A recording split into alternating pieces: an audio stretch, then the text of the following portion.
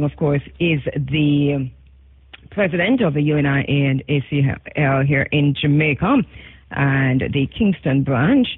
And, of course, they too, the UNIA, it would be remiss of the UNIA in Jamaica if they didn't celebrate July 20.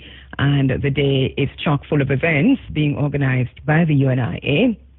We're standing by to join Steven Golding to talk about that. July 20, and you've been asking me on Twitter about that. Hey, Aldous Hunker, thank you very much for your question. And then for the next tweet, which says, ignore the question.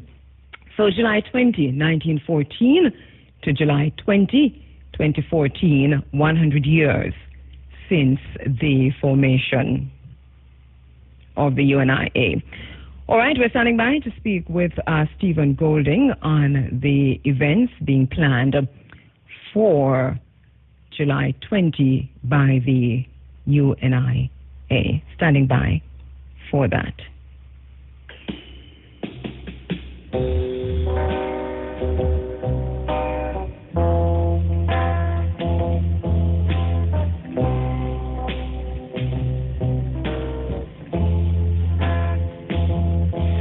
When the breeze gets to losing ground. All right, we go to the phone lines with Steven Golding, president of the Kingston Division of the UNIA and chair of Garvey Studies at Heidel University College, is standing by. Steven, good morning. Morning, Andrea. Morning, Cabo. Thank you very much for joining us on the Africa Forum. Know that the UNIA has a very full day on the July 20, but before we get to that, for listeners who are not quite grasping what we're talking about, 100 years of Garvey, we're getting some questions on that because people are going back to his birth date. Why is July 20 significant? July 20th is significant because that was the date that the first meeting of the Universal Negro Improvement Association and the African Communities League was held. It was held at 121 Orange Street, and the people who were present at that first meeting were the Right Excellent Marcus Garvey and the first member he recruited to the UNIA, which was Miss Amy Ashwood at the time. Mm-hmm. Tell us a little bit about those who were in that first cadre of UNIA members, including Mr. Garvey himself. Well, Amy Ashwood and Garvey really, as Amy Ashwood referred to herself as the co-founder of the UNIA. Yeah. Hello?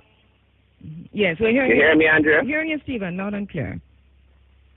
Andrea, are you there? We're here. We're hearing you loudly, loud and clear. Yes. Sorry. Yes. Okay. But I'm glad you asked that question because even as Marcus Garvey sort of tends to overshadow the organization a little bit, and even as we mentioned 100 years of Garveyism, it really is 100 years of the confraternity, the racial confraternity that he founded. Mm-hmm. It took some months to organize between July 20th and the first public meetings that the UNIA started having at Collegiate Hall in August of 1914. So by September, you had a full slate of officers. You had Ava Aldred, who was the first lady president. You had Thomas Michael, who was the first vice president. You had Thaddeus McCormick, Adrian Daly, who were secretaries. Of course, Amy Ashwood was the secretary for the lady division. And you had a number of trustees. So on July 20th, we are really going to be giving some mention to these early names, these founders of the UNIA, particularly because we tend to forget them, looking at the greatness of the conceptualizer himself, Marcus Garvey. It does happen, and I'm very happy that you're doing that and are going to be doing that. We would be well to do that, too. Call those names when we're broadcasting live on the morning of the 20th. All right, so let us go now to the UNIA as it exists now in Jamaica. Tell us about that. I mean, you're the president here in Jamaica, the Kingston. Why the Kingston Division and not Jamaica? Well, I am the commissioner for Jamaica, meaning I do have responsibility for chartering new divisions and new chapters. Mm-hmm. I was elected to the presidency of the Kingston Division following Frank Gordon demitting office in 2008. Mm-hmm. But because the UNIA, as you know history, has suffered such devastation since Garvey's time, and even during Garvey's time. It was an organization that was infiltrated, that was targeted, that was torn down. We've had to be doing a lot of rebuilding. So to sync those two positions is not difficult, because we're still not up to the strength and capacity that we were during the heyday of Marcus Garvey. And this is, I suppose, a discussion that I know there's a conference coming up for UNIA members, but I'm sure that this is a conversation that you must have among yourselves in terms of broadening the organization, but also in looking at the organization again and saying, where are we 100 years after? Yes, the conference we have coming up will welcome some international members from other divisions, particularly in the region like Martinique, Guadeloupe, Costa Rica. We expect people from Dominica, of course, the United States. But we have to remember, the UNIA it's a membership organization, and it is part of what Garvey tried to get us to understand as a race. He said once, the greatest weapon used against us was disorganization. So the UNIA is really a mechanism for organizing the race. And that's what we want to get back to. Is it failing in that regard as it is now? I wouldn't say it's failing, Andrea. We have a lot of distraction. We've had some unfortunate philosophies or positions by people who have studied Marcus Garvey. I've heard things like, well, there's no need for the UNIA anymore. Of course, there's the age-old problem of people having issues with the name Negro in the title. There are a number of reasons. Hello, Steven. What do you mean by people? Just say you, Andrea, and done. What do you mean by people having issues? It's not just you, Andrea. Yeah, but it's not just you. In fact, when I joined the UNIA 15 years ago, I had an issue with it too. But it took some time of learning the Constitution and understanding the mechanism and understanding that is not something you can just change. I for one, I'm not advocating for change of anything in terms of the name. But my question then is, as part of a conference or upcoming conferences, are these issues some of what we will have to sit down and talk through? You say you have an understanding by looking through the Constitution and so on. Others might not have gone as far as you, but do have questions. Is it something that the UNIA should welcome conversation on? Yeah. Well, that's why I stress the point that UNIA is a membership-driven organization. I mean, for example, to be a part of the conference, you have to be a registered member of a division. And being a member of the organization, one of the rules of the Constitution is that as a member, you have to learn the Constitution, as in any organization. So I'm not sure that is going to be one of the strong points that we discuss, because our Constitution states that you need a convention of fully assembled. This is all divisions around the world. And to change the name of the organization, for example, you would need a 2/3 majority vote of that convention. I don't know that this is going to be a full convention, as I expect it will be concentrated by divisions within the region and close to us in Jamaica. All right, so we're straying, because one of the question that I asked is that, and it is in response to what you mentioned as the role of the UNIA in terms of organizing. Sorry, Andrea, you were chipping out a little bit on my phone. Could you just repeat? All right, so the question I'd posed to you was in response to a point you made, which is that the role of one of the main roles of the UNIA is actually to organize. And I'd asked if are you failing in that regard. One of the things you said is that no, not necessarily, but that there have been distractions, and some of these distractions that you're pointing to include, you talk about the scholarship in some quarters where persons have raised concern of whether or not the UNIA is still relevant. How do you address that question in a minute? Because you didn't come for this. We'll talk about that another time in terms of the relevance of the UNIA. I think that question sort of answers itself. I mean, we are an improvement association, and a number of issues that we have to contend with and deal with on a daily basis, a number of issues that even you yourself bring out on your program, your callers calling about, are issues of race improvement. Whether it's the bleaching or the definition of color, as I heard you with Nana Bradford there a while ago, or other things, there is no doubt that we are not where Garvey envisioned us going and where he wanted us to go with the creation of this vehicle, the UNIA and ACL. one of the distinct things about the Garvey program was how he incorporated the concept of social fraternity and economic advancement. This is one of the distinctive features of the UNIA. It's one of the things that propelled the UNIA to becoming the largest mass movement of our race. So, I mean, even in the situation of Jamaica, look at the economic improvement of our people. Look at the concentration of wealth in this country and whose hands racially it is concentrated amongst.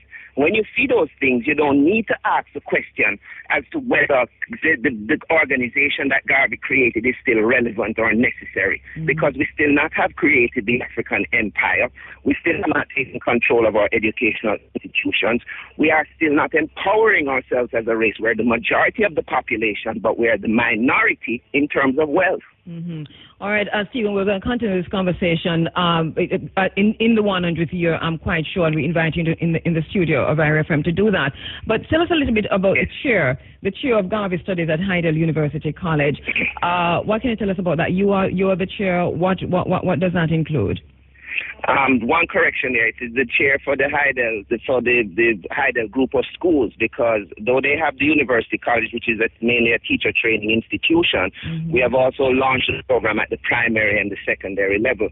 So Heidel has become the only school that has a formal class known as Garveyism, which is taught mandatorily to the primary, at the primary level, to the prep school, and at the secondary level to the high school. In the University College, we're more focused on teaching the techniques of teaching Garveyism to the teachers who are in training. So that's been going on since 2009. We launched into the primary schools and the high schools in 2011. It's been 3 years. In fact, you may look for the Heidel students this year at the Independence Gala. They'll be having a section dedicated to the UNIA. It has to do with learning the philosophies and learning what it means when we talk about defining Garveyism and instituting it as part of our educational culture. How does it correspond or not with what the Ministry of Education is now doing in other schools? The Ministry of Education has instituted it sort of under the civics program, and I'll be honest, to sort of knock heads on that. I don't think they have a comprehensive program, and again, we see it being sort of pushed into as a subsection of a broader category. We think Garveyism is strong enough to be a subject on its own, and it goes beyond learning just the biography or reciting the sayings of Marcus Garvey. We have to understand, even as we talk about Garveyism, we have to break that down and define it. Marcus Garvey was influenced by the philosophy and opinions of other people. And so we have to look at that. We have to look at the historical backdrop. We have to look at concepts like Ethiopianism. We have to look at concepts like race first and so forth, and why Garvey agitated as such, and the justification of how it can bring improvement to us as a race, as a people, and as a nation. All right, Stephen, on July 20, the UNIA will be having a series of events. Of course, I think we are kicking things off at 6 a.m. at Liberty Hall, that's Irie FM, with the panel discussion on the state of the race, of which you will be a part. Yeah, I do have a question on that, Kabu, because I heard your advertisement in Liberty Hall, but it gives the address 10 to 16 East Street. Yes, we just corrected it. We just corrected it before you came on. Okay. At 76 King Street. All right. Okay. So what I did was to give you Institute of Jamaica address. I'm sorry. So it is 76 King Street in Kingston. We correct that by tomorrow. So that you'll be there for 6 a.m. But after that, tell us about what the UNIA will be doing for the rest of the day. We start on the 20th with our Centennial church service. It's going to be held at the St. Andrew Scots Kirk. People have asked why St. Andrew Scots Kirk, and the reason is really the fact that the UNIA's first set of public meetings for the first year of its founding were kept at Collegiate Hall. Collegiate Hall, which once belonged to the St. Andrew Scots Kirk and has been returned to them recently. So in order to sort of reminisce on that and give some credit and credence, some significance to that, we have decided to start with a Centennial service at the church. It's not going to be in the actual hall, which is no longer used as it was in 1914, but they've created a new hall and rededicated it as Collegiate Hall. So we want to welcome our members, our families, our friends, and our well-wishers.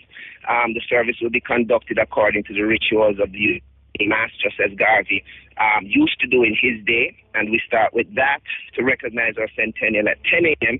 on the 20th. After that, we will be part of the signature conversations at the Institute of Jamaica. And to be clear too, we really start at 6 a.m. because we see your broadcast and celebrating with you as an official part of our centennial. So thanks for the invitation.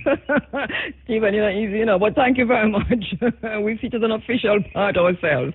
All right, so at 6, we start at 6 a.m. with the panel discussion. The church service is at 10 a.m. At Reminders of a Church? St. Andrew Scott's Kirk, it's at 438 Duke Street, or you can enter from Church Street if you come down past the Pernell Charles Arcade. And then later on in the afternoon at the Institute of Jamaica, the conversation. At 2 o'clock. Right, and then you will be addressing that? You'll be speaking there? Yeah, sorry, you cut out again, Andrea. Go ahead. Yeah, will you be speaking there at the Institute? Yes, I will be part of a panel discussion which will also include, I think, Professor Shepard, Donna McFarlane, and Professor Clinton Hutton. Okay. All right. And then quickly on the 17th in just a minute, because we'll come back to this later on, but on the 17th, what is planned for the UNIA? Well, we do have our annual Marcus Garvey Awards, as we've been keeping on the 17th annually every year since 2009. This year, the 17th falls on a Sunday, so the only difference is that we'll be starting a little later. Usually we start at 19:14, 100 hours, 7:14. This year we're going to be starting at 3 o'clock.